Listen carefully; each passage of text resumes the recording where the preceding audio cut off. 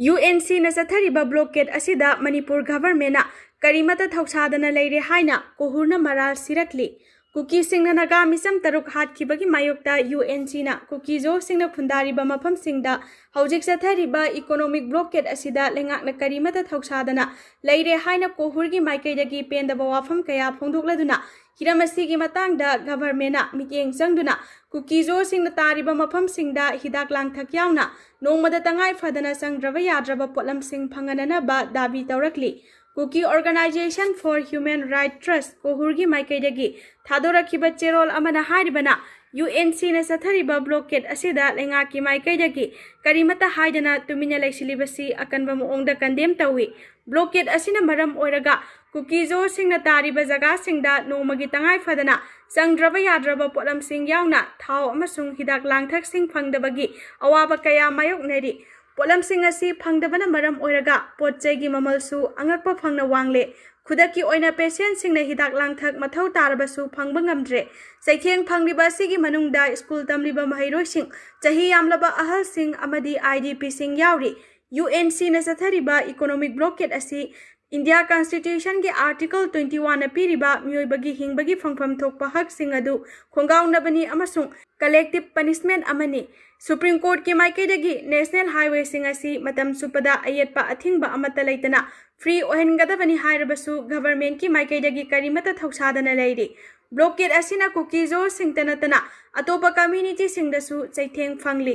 UNC na sathariba blockade asi state home minister gi maikaidagi publicly oina condemn tawfam thoi amasung blockade asi hangdoknaba mathau taba thabak sing paikhatnaba honafam thoi National Highway da athingba thamliba asi hangdoknaba honabagi daitya pumba lengakna lawfam thoi loinana makhal amatagi ayatpa apanba pidana district khudingmakta chana thaknaba potlam hidak langthak amasung nongmagi tangai fadana sijinadraba yadraba potlam sing phangangadabani hairi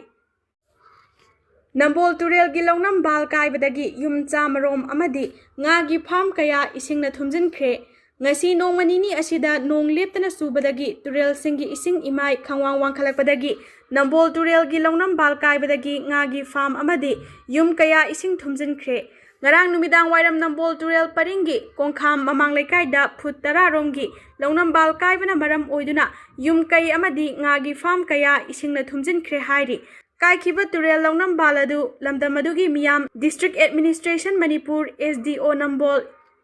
Indian Red Cross Society Bisnupur branch amadi Nambol Police ki personnel singna athengba ahing fawa kaiba turel gi longnam balgi saruk thingnabagi thabak chathaki hojik fawa mapung fana thingba ngamdri Jensilakpa isingna maram oiduna Nambol kongkha mamang lekai amadi mayai lekai da leiba yum chamarom isingna thumjinkhre hojik su mari leinaba singna miyamga loinana longnam bal sembagi thabak chathari hairi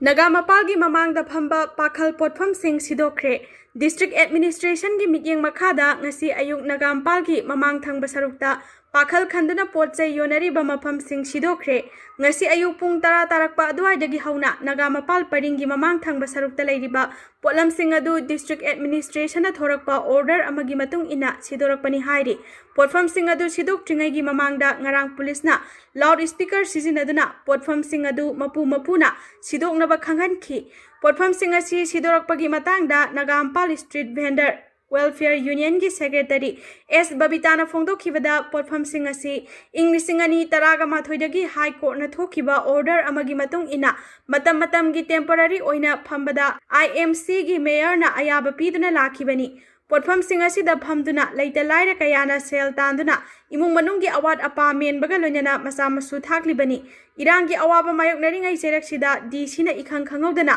potfam sing sidoknaba order thokpa yaningde Nagampal da leiriba mill story parking tank kungamanga da sangagani haiduna potfam sing sidorakliba asi parking sangakraba matungda amuk hana phamba yahanbinaba hairakli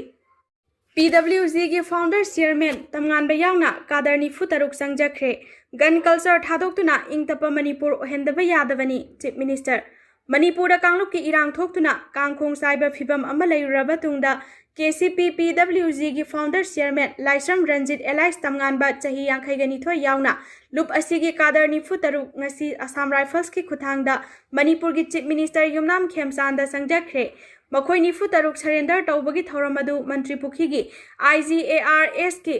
complex पांगथोखी मणिपुर की home minister Govind Das Konthoujam chief secretary Puneet Kumar Goyal DGP Mukesh Singh 3 corps commander 57 mountain division की commander IGARS अमसुंग तोंगान तोंगान security officer कयासु सरुक याखी PWG की कांगबू सिना लेंगाकते संजरकपदा AK series की राइफल्स अहुम AK-56 राइफल मरी इंसास X कैलिबर अमा SLR अमा 9mm कार्बाइन अमा 303 राइफल अहुम RPG अमा 9mm पिस्तौल अनि 7.65 mm की पिस्तौल अमा डबल बैरल अनि सिंगल बैरल मापन मैगजीन तरागा तरुक RPG सेल मापन हैंड ग्रेनेड कुनगुहुमदोय इलेक्ट्रॉनिक डिटोनेटर निफु नंबर 6 की डिटोनेटर 27 ब्लास्टिंग कैप 300 केजी तरा मंगा रोमलुम्बा IED तरेट कम्युनिकेशन डिवाइस तरेट अमसुंग तोंगा तोंगान मखल की नोमई मरु चहुमगा निफुगा निथोय लोइना रखी हाइरी खुलाई थादोक्तुना संजरकलबा कादर निफु तरुक अदुबु तरामना ओक्लदुना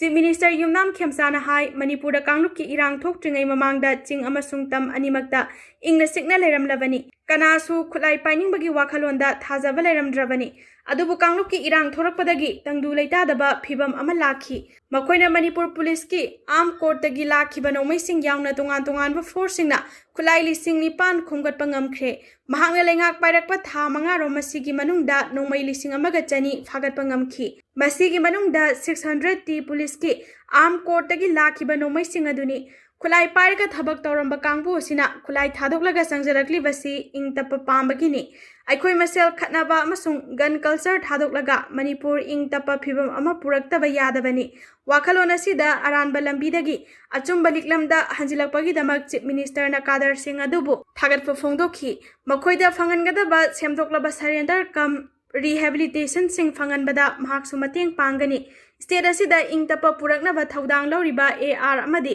अतै फोर्स सिंहबु CM ना थागतखी हाउसोंग PHC लसिंग फावबा लेहलमले टेस्ट तौनबा मसाक लेरमद्रे सिंग तमगगी अना लायेंगदा फंगबा खुदोंग चाबा साथीना खेनरमले इम्फालदगी ख्वाइदगी नकपा सब डिविजनल हेडक्वार्टर्स ओरिबा नोने डिस्ट्रिक्ट की हाउसोंग खुलदा लेबा प्राइमरी हेल्थ सेंटर अवार्ड अपातना थल्ले रेगुलर डॉक्टर अमगा कॉन्ट्रैक्ट डॉक्टर अनिगा सब डिविजन असिगी खुंजा लिसिंग तरा असिबु लायेंगबगी फिबमदा लेहौरी पुया अमदी FNCC ना लमदम असिगी चिंग अमसुंग तमगी तोंगान तोंगानबा मफमदा लैबा अना लायेंग संगसिंगी फिबम कोइना सतुना यंगसिनबगी मनुंग चना ngasi हाउसोंग PHC असिसु यंगसिनखी नोने डिस्ट्रिक्ट हेडक्वार्टर दगी किलोमीटर 15 रोम खक्तमक लापा मफम ओइरबसु लंबी थोंगी फिबम हानिंगाई लेतना फतबना मरम ओइरगा खुल्लसी यौबदा पुंग अमा मखाइरोम चंगली इनपुई फुरुप की युमकोक चनीरोम लेदुना मियोय लिसिंग अनिरोम न खुंदाबा खुल्लसीदा हांगिबा अमता ngairaba हेल्थ सेंटर असिदा स्टाफ की अवार्ड अपा लेबदा नतना इंफ्रास्ट्रक्चर गी लमदसु अवार्ड अपा कया लेरंबा थेंगनरखी हिरम असिगी मतंगदा पुयागी जनरल सेक्रेटरी लोंगजम अबोथेना हाय मियोयबना हिंगबदा संग्रबा याद्रबा बेसिक राइट अमा ओइरिबा अनालायंगी खुदोंग चाबसी सिंगतमगी खेनबा लैतना मिपुंग खुदिमकना फंगननबगी पांदमदा संगसिनबनी चिंगी मनुंग हंजिनबा मफमदा लैबता नतना सब डिविजनल हेडक्वार्टर्स अमसु ओइरबनिना यामना मरु ओइबा अनालायंग संगसिंग असिदा रेगुलर डॉक्टर अमखक्तना MO इंचार्ज ओइदुना पुदुना लेरंबा सी थेंगनबदा यामना नुंगाइतबा फावी इंफ्रास्ट्रक्चर गी फिवम यंगसिलुबा मतमदसु ब्लड टेस्टिंग गी फैसिलिटी फावा लेरमदबगा लोइनना लसिंग फावा लेमना पिरमदबगी फिवम थेंगनरखी ECG अमसुंग अल्ट्रासाउंड की मेशिन लेतबना खुंजा सिंगदा खुदोंग चादबा कया मरु मायोकना हली एम्बुलेंस अनि लेरगसु ड्राइवर अमदगी हेना लेरमदे लेरमलिबा ड्राइवर अदुसु नोमगी खुसुमल पीरगा नेकपगी मथक्ता खुसुमल फंगलक्तबा चही अनिरोम फारे पुयाना असिगुंबा असोइबा अवाटपा कया पुथोक्लबसु मणिपुर लेंगाकी